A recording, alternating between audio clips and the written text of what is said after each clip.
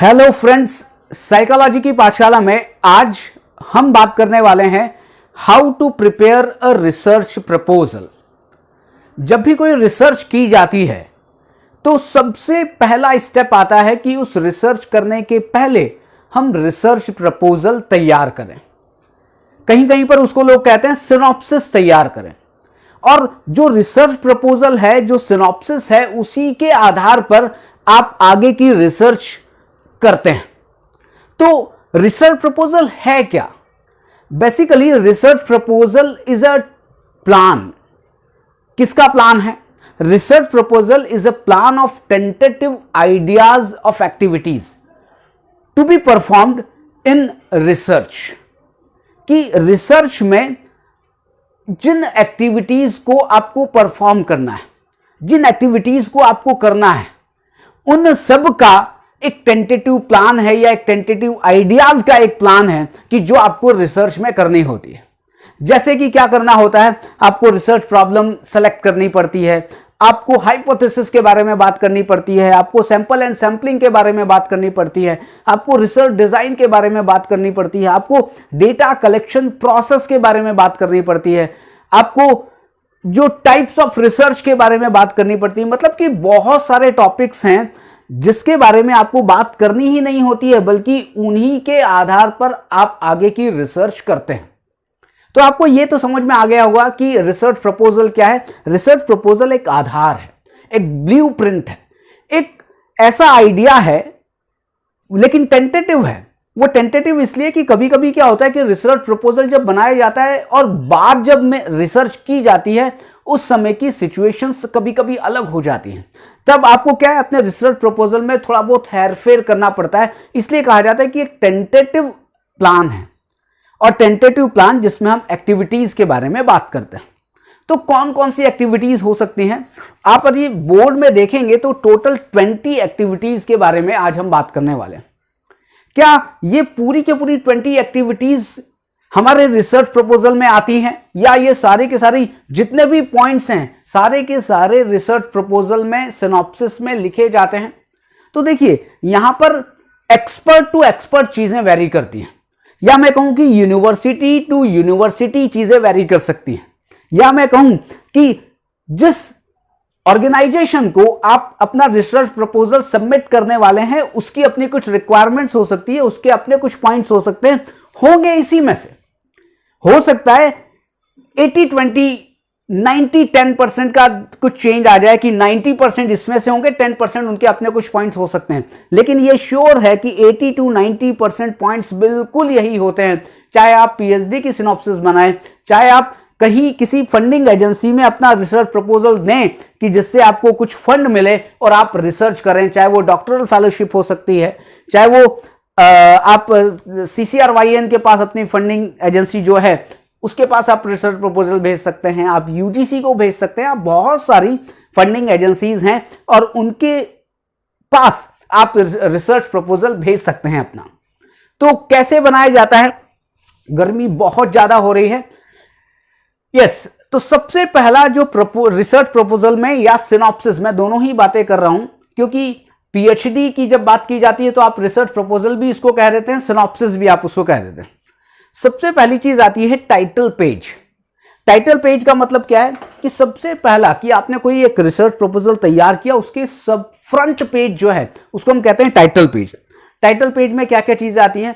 सबसे पहले ऊपर की तरफ आपका टाइटल, मतलब कि आपकी रिसर्च प्रॉब्लम जिसके ऊपर आप काम करना चाहते हैं।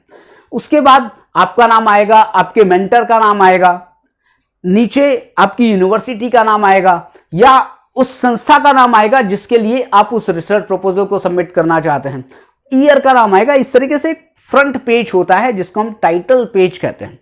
और टाइटल पेज वेरी करता है फिर कि हो सकता है लकुलिश योग यूनिवर्सिटी जहां पर मैं हूं वहां का कुछ टाइटल पेज अलग तरीके से हम प्रिपेयर करते हैं, जन विश्व भारती का अलग तरीके से प्रिपेयर कर सकते हैं, देव संस्कृति का अलग तरीके से प्रिपेयर कर सकते हैं। अलग अलग यूनिवर्सिटी अलग अलग तरह से टाइटल पेज तैयार करती है, लेकिन 3-4 चीजें कॉमन है। टॉपिक आएगा ही आएगा, रिसर्चर का नाम आएगा, मेंटर का नाम आएगा, उस यूनिवर्सिटी का नाम आएगा, डिपार्टमेंट का नाम आएगा, ईयर आएगा। ये सारी चीजें होती है टाइटल पेज में। सेकंड होती है जब आप मतलब आप जब टाइटल पेज के बाद। सेकंड होता है इसमें table of content. Table of content को आप समझ सकते हैं इंडेक्स। आप किसी भी बुक को पढ़ते हैं तो इंडेक्स होता है, ये इस पेज पर ये दिया हुआ है, ये इस पेज पर दिया हुआ है, तो जो भी अंदर पॉइंट्स आपने लिए हैं उस पॉइंट्स को आप इंडेक्स में रखें विद पेज नंबर। आप इंडेक्स ज्यादा बात करने की जरूरत नहीं है। इंडेक्स का मतलब है कि आप अनुक्रमणिका बनाएं, आप एक सीक्वेंस बनाएं कि किस पॉइंट में या कौन सा पॉइंट किस पेज नंबर पर है। नंबर 3 आता है इंट्रोडक्शन। किसका इंट्रोडक्शन देना है? आपका नहीं देना है। आपका मतलब आपका नहीं देना है, जो रिसर्चर है। इंट्रोडक्शन देना है, आपका जो टॉपिक है उस टॉपिक से रिलेटेड एक बैकग्राउंड होता है। आपने वो टॉपिक लिया क्यों है? आपके टॉपिक में कुछ कीवर्ड्स होंगे। आपका जो टॉपिक है, मतलब कि आपका जो रिसर्च है, किन लोगों को वो बेनिफिट करेगा।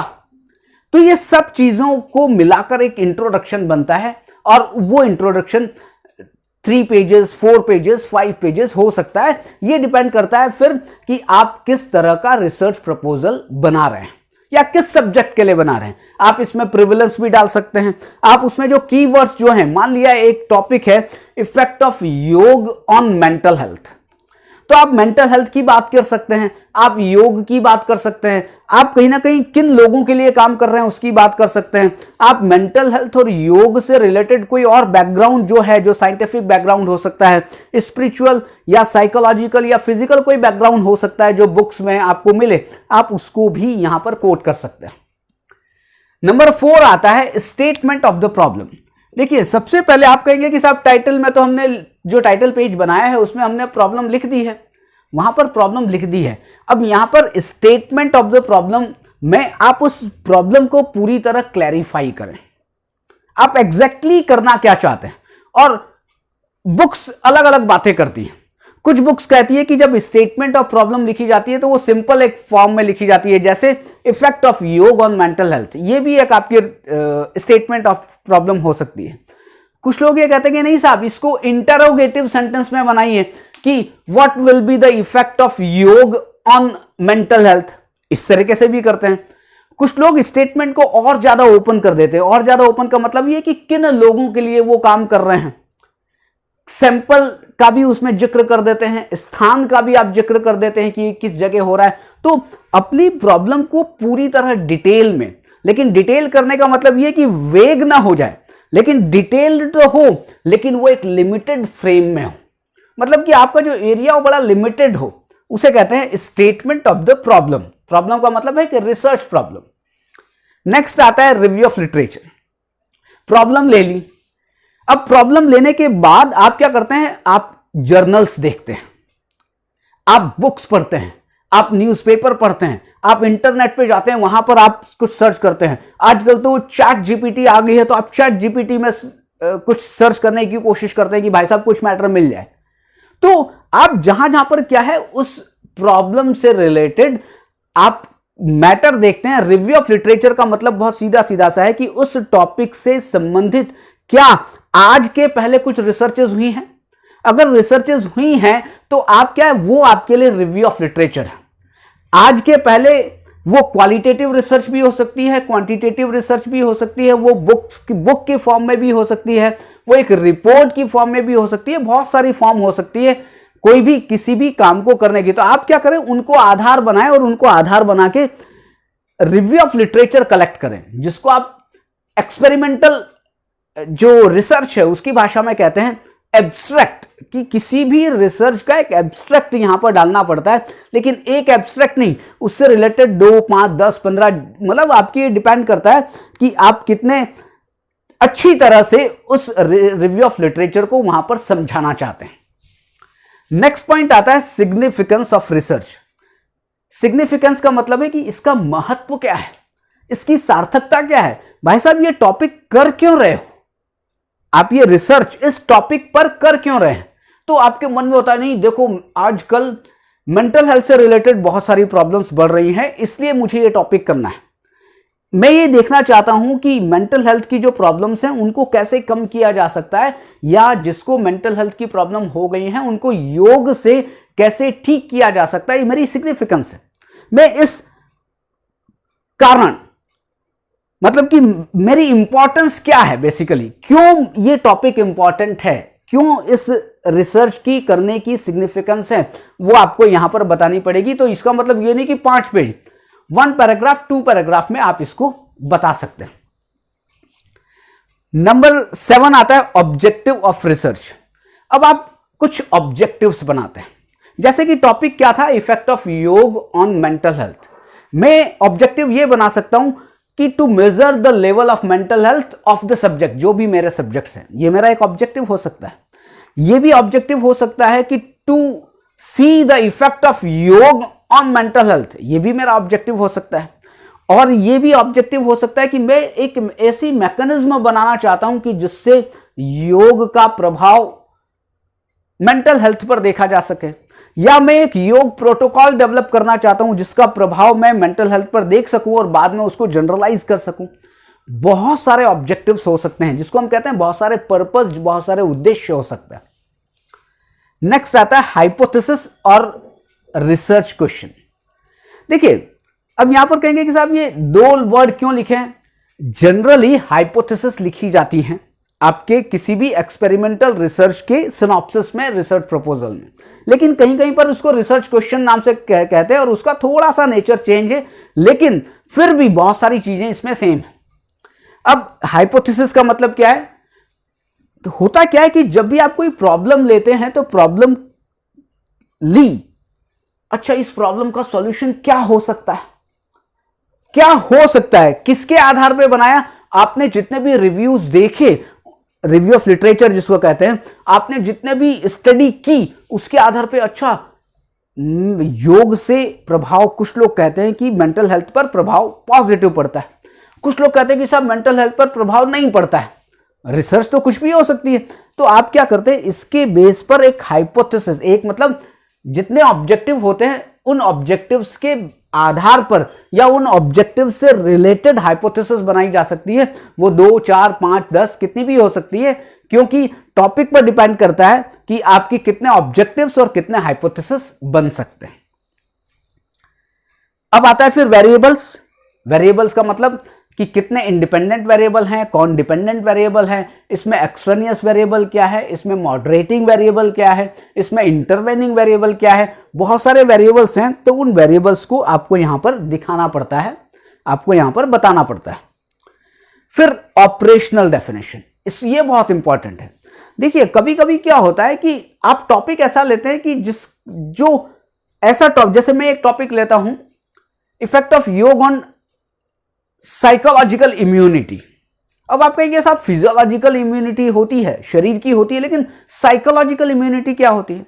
तो ऐसे जो वर्ड्स होते हैं, ऐसे जो कीवर्ड्स होते हैं, उनके ऊपर आप ऑपरेशनल डेफिनेशन बनाते हैं। ऑपरेशनल डेफिनेशन का मतलब है कि साहब मैं इस तरह से इस साइकोलॉजिकल इम्यूनिटी को समझता हूं, उसी के रेफरेंस में मैं ये पूरा रिसर्च कर रहा हूं। मतलब कि आप क्या समझते हैं, आप क्या समझते हैं और आप जो समझ रहे हैं उसी के आधार पर आप ये रिसर्च करने की कोशिश कर रहे हैं। क्योंकि साइकोलॉजिकल इम्यूनिटी को मैं अलग तरीके से समझता हूं, बी व्यक्ति अलग तरीके से समझता है, सी व्यक्ति अलग तरीके से समझता है, तो कहेंगे कि नहीं साहब साइकोलॉजिकल इम्यूनिटी तो हम तीनों की अलग अलग डेफिनेशन है। नहीं साहब, मैं जैसा समझ रहा हूं, जैसा रिव्यू ऑफ लिटरेचर या जैसा मैंने साहित्य पढ़ा, उसके आधार पर मैंने साइकोलॉजिकल इम्यूनिटी को इस तरह से समझा। तो एक डेफिनेशन, मतलब 2 या 4 लाइन की डेफिनेशन लिखनी पड़ती है, जितने भी आपके कीवर्ड्स होते हैं। नेक्स्ट पॉइंट आता है types of research and research method. अब रिसर्च कौन सा है, एक्सपेरिमेंटल रिसर्च है, हिस्टोरिकल रिसर्च है, डिस्क्रिप्टिव रिसर्च है, कोरिलेशनल रिसर्च है, सर्वे रिसर्च है, कौन सा रिसर्च है, उस रिसर्च के हिसाब से उसका रिसर्च मेथड डिफाइन होता है। यह भी आपको बताना पड़ता है। अब सैंपल एंड सैंपलिंग, भाई साहब किन लोगों के ऊपर काम करोगे, औरत के ऊपर करोगे, आदमी के ऊपर करोगे, बच्चे के ऊपर करोगे, बच्चे होंगे तो कौन से बच्चे होंगे, बूढ़ा होगा तो कौन सा, मतलब क्या होगा, किसके ऊपर आप काम करना चाह रहे हो। मैं योग का प्रभाव देखना चाह रहा हूं, तो लेकिन योग में किसको करवाऊंगा, तो जो मेरे सब्जेक्ट्स हैं, जिन लोगों के ऊपर मैं योग करवाऊंगा वो क्या होगा, वो मेरे सैंपल होंगे, और उन लोगों को मैंने कैसे चुना, वो मेरी सैंपलिंग मेथड होगी। तो आपको वहां पर बताना पड़ेगा कि मैं इस जगह से लोगों को लूंगा अपने सब्जेक्ट के लिए और ये मेथड चूज करूंगा उनके सिलेक्शन के लिए। फिर आता है रिसर्च डिजाइन। रिसर्च डिजाइन क्या होगी? रिसर्च डिजाइन का मतलब है कि उसमें प्री पोस्ट टेस्ट सॉरी उसमें आपकी जो रिसर्च डिजाइन है एक्सपेरिमेंटल कंट्रोल ग्रुप डिजाइन होगी, उसमें क्वासी एक्सपेरिमेंटल रिसर्च डिजाइन होगी, उसमें प्री एक्सपेरिमेंटल रिसर्च डिजाइन होगी, या और कोई एक्सपेरिमेंटल रिसर्च डिजाइन होगी, या नॉन एक्सपेरिमेंटल रिसर्च डिजाइन होगी। तब आपको वहां पर डिफाइन करना पड़ता है अपनी रिसर्च डिजाइन को। रिसर्च टूल कि आप मेंटल हेल्थ की बात कर रहे थे कि effect of yoga on mental health, तो मेंटल हेल्थ को मेजर कैसे करना है, मेंटल हेल्थ का असेसमेंट कैसे करना है, तो उसके लिए क्या है रिसर्च टूल।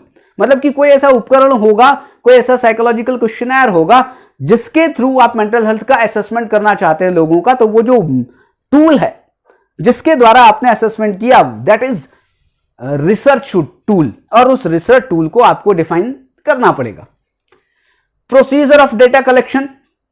अब डेटा कलेक्शन की प्रोसेस की आप कैसे करने वाले हैं, बेसिकली मतलब डेटा कलेक्ट करेंगे कि साहब हम फॉर्म दे देंगे, फॉर्म भर के दे देगा, इससे काम नहीं चलेगा। आपको थोड़ा सा डिटेल में बताना पड़ेगा कि साहब मैं पहले फॉर्म दूंगा, उससे मेरे को डेटा मिल जाएगा, 1 महीने तक मैं योग करवाऊंगा, योग करने के बाद फिर मैं फिर से उनको फॉर्म दूंगा, फिर एक पोस्ट डेटा मिलेगा, बाद में फिर मैं एक और फॉलोअप स्टडी करूंगा। ऐसे अलग अलग तरीके के प्लान हो सकते हैं आपके डेटा को कलेक्ट करने के लिए। नेक्स्ट आता है मेथड ऑफ डेटा एनालिसिस कि साहब डेटा तो कलेक्ट हो गया, करूं क्या? देन अब उसकी एनालिसिस करिए। आपने चीजें इकट्ठी कर ली और इकट्ठी करने के बाद आप उसमें टी टेस्ट लगा सकते हैं, आप उसमें काई स्क्वायर लगा सकते हैं, आप उसमें टेबुलेशन फॉर्म में उसको रिप्रेजेंट कर सकते हैं, आप उसको पाई ग्राफ में रिप्रेजेंट कर सकते हैं। ये आपके ऊपर और आपके टॉपिक के ऊपर डिपेंड करता है कि आप किस तरह से अपने डेटा की एनालिसिस करते हैं। ध्यान रखिएगा आज का ये जो टॉपिक है वो बेसिकली एक्सपेरिमेंटल रिसर्च में जो रिसर्च प्रपोजल बनता है, जो सिनॉप्सिस बनती है, उसके ऊपर है।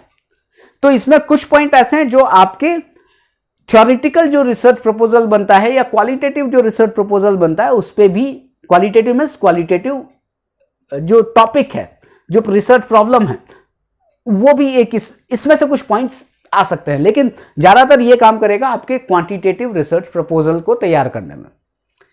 फिर आता है लिमिटेशन ऑफ रिसर्च।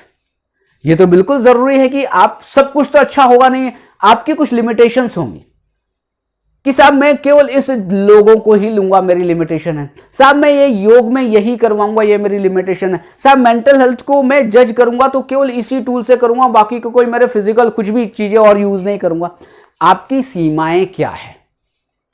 आपका एक अपना दायरा है, उस दायरे को, उस लिमिटेशन को, उस सीमा को आपको यहां पर बताना पड़ेगा। Time planning.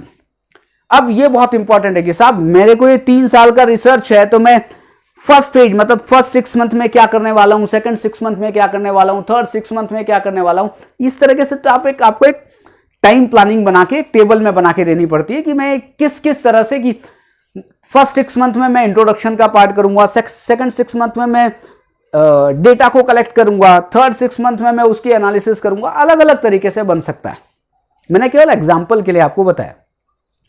Financial budgeting.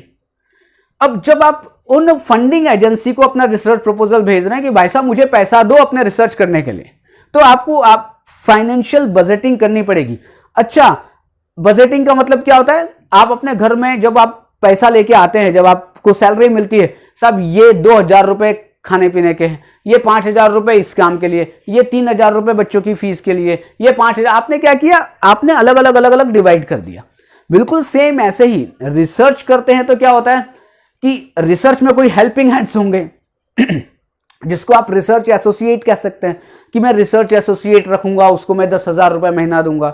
मैं डेटा को कलेक्ट करने के लिए मैं कुछ जो टूल है, रिसर्च टूल है, उसको खरीदूंगा, उसके भी पैसे होंगे। साहब मैं खुद रिसर्च कर रहा हूं तो मेरे को भी तो कुछ पैसे मिलने चाहिए, तो ये प्रिंसिपल इन्वेस्टिगेटर के पैसे इतने होंगे, 20,000 रुपए महीना, 50, जो भी आपको वो तो कितना पैसा मिलने वाला है। माइनर प्रोजेक्ट में आप अप्लाई करने वाले हैं या मेजर प्रोजेक्ट में आप अप्लाई करने वाले हैं, इस तरह से आपको बजटिंग करनी पड़ती है। आपको उनको प्लान देना पड़ता है कि भाई साहब देखिए खर्चा इस तरह से इस तरह से होगा और इसलिए मुझे आपको इतने पैसे चाहिए।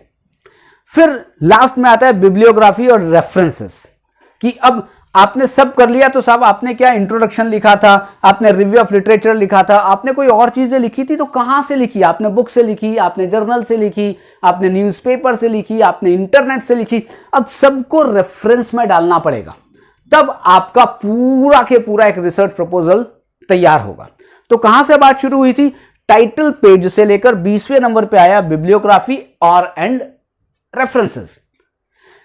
लेकिन ध्यान रखिएगा, अब आप कहेंगे कि साहब ये इसका सीक्वेंस यही होता है। मैंने फिर कहा, इसका सीक्वेंस आपका जो मेंटर है, आपकी जो यूनिवर्सिटी है, आपका जो ऑर्गेनाइजेशन है, वो सीक्वेंस थोड़ा बहुत चेंज कर सकता है, इन पॉइंट्स का आगे पीछे कर सकते हैं। हो सकता है इन सारे के सारे पॉइंट्स जो 20 पॉइंट हमने डिस्कस किए हैं उनको कुछ चैप्टराइजेशन में डिवाइड कर दे कि ये जो है वो फर्स्ट चैप्टर में रहेंगे, दूसरे चैप्टर में रहेंगे, इस तरीके से भी कर सकता है। तो लेकिन ये एक आपका बेस बन गया कि किस तरह से रिसर्च प्रपोजल लिखा जाता है। तो आज के लिए इतना ही। अपना टॉपिक, अपना वीडियो आज लंबा हो गया है क्योंकि आपको सारे पॉइंट्स को एक साथ कवर करना था, लेकिन इन सब अलग अलग पॉइंट्स पे, मतलब कि हाइपोथेसिस पे अपनी पाठशाला में वीडियो है, वेरिएबल्स पे अपनी पाठशाला में वीडियो है, मेथड ऑफ डेटा कलेक्शन पर अपनी पाठशाला में वीडियो है, स्टैटिस्टिकल एनालिसिस पर पाठशाला में वीडियो है। आपको कुछ भी देखना हो, अदरवाइज आप ऐसा कोई पॉइंट है कि जिसके ऊपर आप वीडियो चाहते हैं तो आप कमेंट बॉक्स में एक मैसेज करेंगे तो उस पर मैं वीडियो बनाने की कोशिश करूंगा। तो अगर आपने ये चैनल अभी तक सब्सक्राइब नहीं किया है तो चैनल को सब्सक्राइब करिए। वीडियो अच्छा लगा हो तो लाइक करिए, आगे से आगे लोगों तक शेयर करिए कि अपनी साइकोलॉजी की पाठशाला दिनों दिन तेज गति से बढ़ती रहे। Thank you very much.